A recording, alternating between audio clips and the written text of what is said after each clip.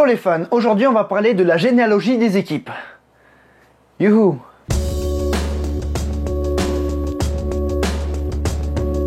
Saviez-vous que Renault a déjà couru contre eux-mêmes? C'est ce qu'on va voir. J'ai eu cette idée durant la vidéo sur Aston Martin où je retrace le parcours de l'écurie originelle Jordan. Actuellement, il n'y a que 4 écuries authentiques en Formule 1, c'est-à-dire qu'il n'y a pas eu de filiation, il n'y a pas eu de rachat, de changement de nom ou quoi. C'est Ferrari, McLaren, Williams et Haas. Pour les autres en revanche, il y a eu pas mal de chamboulements et on va regarder tout ça et on commence par Mercedes. C'est parti. Donc Mercedes a fait ses débuts en 1954 pour partir en 1955 avant de revenir en 2010. Dans les années 50, c'était authentique, par contre en 2010, c'était un rachat. C'était le rachat de l'écurie Brown GP, une écurie ayant vécu 1 an et ayant raflé le titre constructeur et pilote avec Jenson Button et Rubens Barrichello. Cette écurie Brown est également née d'un rachat qui était plutôt tardif. Fin 2008, Honda, qui précédait Brown, annonce son retrait immédiat de la Formule 1. Brown parvient à racheter l'équipe à l'euro symbolique et parvient à aligner ses voitures à Melbourne et réalise le doublé. Première écurie à faire ça depuis Mercedes en 1954. Coïncidence? Je pense. Ouais, non, parce que c'est quand même assez loin pour que ce soit lié, quoi. Ça peut pas avoir de répercussions directes. Voilà, quoi. C'était pour mettre un peu d'humour dans la vidéo. C'est un peu long. Donc avant Brown, il y avait Honda. Les Japonais sont arrivés en tant que constructeurs en 2006 et ils auront comme meilleur résultat une victoire avec Jenson Button en Hongrie l'année de leur arrivée. On continue de remonter dans le temps et on se retrouve chez BAR, British American Racing. Né d'une idée en 1994 qui a commencé à se concrétiser en 97 et qui a vu le jour en 99. L'écurie de Craig Pollock et de Jacques Villeneuve a pu compter sur le soutien financier de British American Tobacco. D'où le nom de l'équipe d'ailleurs, British American Racing, British American Tobacco. Bon, coïncidence, je pense pas. Pour le coup là, c'est lié. Malgré un champion du monde dans leur line-up, l'équipe devra attendre leur deuxième saison pour marquer leurs premiers points. En 2001, Jacques réalise les 2 premiers podiums de l'équipe qui seront par la même occasion les 2 derniers du Canadien. C'est en 2004 que cette équipe est réellement compétitive. Jenson Button se classera 3e derrière les 2 Ferrari imbattables. Enfin, l'écurie originelle de Mercedes actuelle, c'est Tyrrell.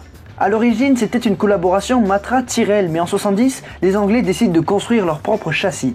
L'écurie de Ken Tyrrell est née en 1970 et connaîtra le succès rapidement avec 2 titres de champion du monde en 71 et 73 avec Jackie Stewart. Elle n'hésitera pas à innover avec la P34 à 6 roues qui remportera malgré tout une course en 76. L'écurie ira chercher 23 victoires au cours de leur histoire, la dernière en 83 avec Michele Alboreto. L'écurie anglaise sombrera dans l'anonymat du peloton et disparaîtra à la fin de la saison 98. Mercedes c'est fait, passons à Red Bull. En 2004, Ford vend son écurie de Formule 1 et c'est Dietrich Mateschitz, le patron de la boisson qui donne des ailes, qui rachète l'équipe. Voilà comment en 2005, Red Bull est sur la grille de départ. C'est en 2006 que la marque autrichienne décroche son premier podium grâce au vétéran David Coulthard. Cette équipe se distingue rapidement par son extravagance et plus tard par sa performance. Grâce au crayon d'Adrien Newey, Red Bull négocie parfaitement le virage 2009 et grâce à leur pépite allemande, ils deviendront champions du monde en 2010 avant de dominer 3 années de plus la catégorie reine. Cette équipe au management impitoyable a succédé à l'écurie de Formule 1 de Ford, Jaguar. Arrivé en 2000 avec de gros espoirs, l'écurie anglaise aura du mal à monter dans le classement, mais ils goûteront malgré tout au champagne à 2 reprises avec Eddie Irvine. L'Irlandais avait de meilleurs espoirs lorsqu'il a rejoint l'écurie de Milton Keynes, car les prédécesseurs de Jaguar, Stewart, sortaient d'une bonne saison en 99, où le triple champion du monde a pu remonter sur un podium grâce à la victoire de Johnny Herbert. 99 sera la seule saison franchement positive pour cette équipe qui est apparue en 97 et qui est la première de la filiation qui nous a amené à Red Bull. Au final, de toutes les équipes qu'il y a eu dans la lignée, c'est Red Bull qui s'en sort le mieux, parce que vraiment, eux, ils ont mis les moyens d'y arriver. C'est comme ça, il n'y a pas de secret en Formule 1, il faut de l'argent pour réussir. Passons à Renault. Notre écurie française est arrivée en Formule 1 en 77. À la base, elle est basée uniquement à Viry-Châtillon. Le constructeur français n'a pas manqué d'innover en emmenant son moteur turbo sur la grille. Tout le monde se foutait de leur gueule, mais 3 ans plus tard, le turbo était le moteur qu'il fallait pour gagner. L'écurie française originelle a manqué de peu le titre avec Prost en 82 et 83, dernière année en tant que challenger sérieux pour le titre. L'écurie française se retire après la saison 85. C'est la fin de Renault authentique. Le Renault que nous avons actuellement en Formule 1 est arrivé en 2016. En effet, fin 2015, Renault annonce le rachat de Lotus et son retour en tant que constructeur. Lotus était également revenu sur la grille après le rachat de Renault en 2011.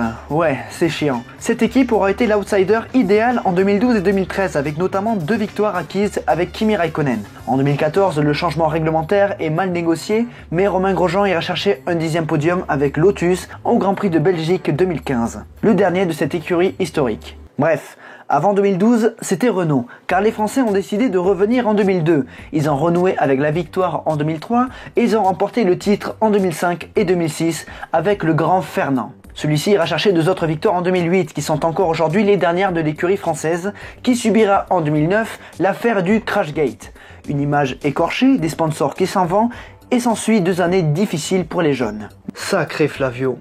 Mais Flavio était là avant Renault, à l'époque de Benetton. Cette équipe est une marque de vêtements italienne qui a décidé de venir en Formule 1 en 1986 et leur pari a sacrément bien fonctionné et Flavio n'y est pas étranger. En 91, lorsque la F1 voit débarquer Michael Schumacher, l'Italien donne tout pour recruter ce jeune pilote au talent certain. Il décroche la 3e place au championnat en 92, devant Ayrton Senna, si vous me le permettez. C'est un petit tacle vicieux aux fans d'Ayrton Senna. Voilà. Donc je vais me faire tuer, parce que vous êtes nombreux. Bonsoir. Et ils seront sur le toit du monde 2 années plus tard. Rappelez-vous, l'écurie originelle de Renault est morte en 85. Mais Benetton ne vient pas d'un rachat de Renault, mais du rachat de Toleman. Donc de fil en aiguille, la Renault actuelle est la descendante directe d'un de leurs concurrents. Toleman, cette petite structure, arrivée en 81, est surtout connue pour avoir fait débuter Ayrton Senna en Grand Prix. Continuons notre tour de grille avec AlphaTauri ex Toro Rosso. La 2e équipe de Red Bull est arrivée en 2006 avec pour but de préparer les jeunes pilotes de la filière. Ils parviendront tout de même à remporter une course avant leur grande sœur. Des années à mijoter dans le cœur du plateau, sans trop démériter, avec quelques coups d'éclat, jusqu'en 2019 où cette sympathique écurie italienne a pu décrocher 2 podiums. Mais dis donc le circuit, pourquoi cette équipe est italienne? Eh bien, tout simplement parce qu'il y avait une clause dans le rachat de son ancienne équipe. Minardi, cette écurie historique avait exigé que leur successeur reste basé en Italie. Contrairement à ce que l'on peut penser, Minardi n'était pas seulement une écurie de milieu de plateau. Débarquée en Formule 1 en 85, elle aura été proche du podium et de la pole position. Meilleur résultat en course 4e et meilleur résultat en qualif 2e.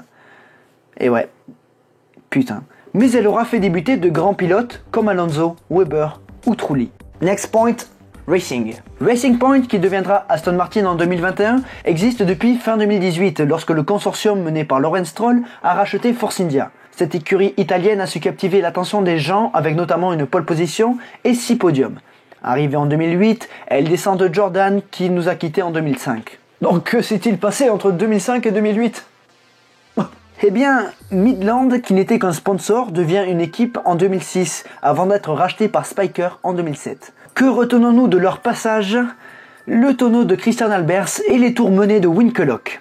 En revanche, on se souvient bien mieux de Jordan, l'écurie irlandaise créée par Eddie a débarqué en F1 en 91. C'est tout simplement la première écurie de Michael Schumacher, mais également la première de Barrichello, Irvine et Ralf Schumacher. Elle a pu briller aux mains de ces derniers, mais aussi aux mains de Damon Hill, Frentzen et Fisichella. Jordan est donc la première équipe de la lignée Racing Point. Les derniers Alfa Romeo. Cette équipe était là au tout début, lors du tout premier Grand Prix et championnat de l'histoire qu'ils ont d'ailleurs remporté avec Farina. Mais après leur titre en 51 avec Fangio, Alfa Romeo laisse la Formule 1 et ne reviendra qu'en 79 avant de disparaître à nouveau en 85 après 7 saisons difficiles sans trop de succès. Retour compliqué quand même pour l'authentique Alfa Romeo. Parce que encore là c'était l'écurie authentique d'Alfa Romeo. Il n'y avait pas de rachat avant ni après. Mais après avoir été sponsor titre de Sauber en 2018, la marque italienne est officiellement constructeur en 2019, même si ça reste Sauber qui fait fonctionner cette équipe. Sauber et la Formule 1, c'est une longue histoire. Une arrivée en 93 avec le soutien de Mercedes, elle s'installera tranquillement en Formule 1 et fera débuter de très bons pilotes comme Frentzen, Raikkonen, Massa, Perez et plus récemment Charles Leclerc. Mais l'épopée Sauber était en pause entre 2006 et 2011, car une alliance a permis à BMW de prendre les devants. BMW fera débuter Vettel et Kubica en F1 et ira chercher une victoire au Canada en 2008 avec notre sacré Bébert. Malgré le fait que Sauber faisait tourner cette équipe, la victoire sera pour le compte du constructeur allemand. C'est tout? C'est fini? Oh. Mesdames et messieurs, nous arrivons au bout. C'est toujours sympa de voir quelle écurie a remplacé laquelle. On est quand même remonté jusqu'en 1970 comme ça. Ouais, c'est toujours sympa de faire un petit saut dans l'histoire des antécédents des équipes. Bref, j'espère que ce concept vous aura plu. En attendant, les réseaux sociaux s'affichent juste ici. N'oubliez pas le commentaire, l'abonnement, la cloche, le partage et le pouce bleu. Mais surtout, n'oubliez jamais, le plus important, c'est de continuer d'aimer le sport auto, continuer d'aimer les écuries. À la prochaine. Salut les fans. Bon, on se casse. On se casse.